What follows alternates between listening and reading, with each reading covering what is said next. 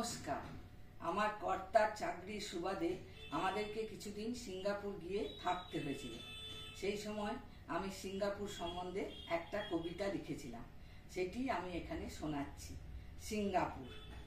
কর্তার কর্মস্থল বিদেশেতে, সেই সূত্রে আসা, এলাম মোরা সিঙ্গাপুর, 16 তলায় বাসা।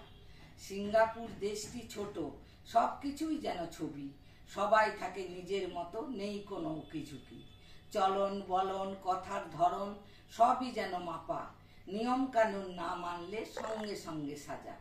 স্কুল অফিস দোকান বাজার যেখানেতেই যাই, সবার মুখে মিষ্টি হাসি, কোনো ক্লান্তি নাই।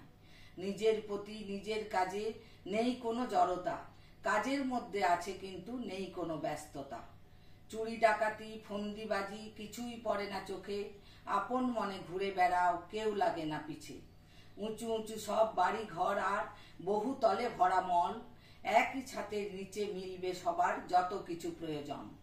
সিংহের মুখে বেরিয়ে যাচ্ছে অবিরাম জলরাশি, স্যান্টোসা দেখে মুগ্ধ হতে হয় পাতালের নিচে ছবি।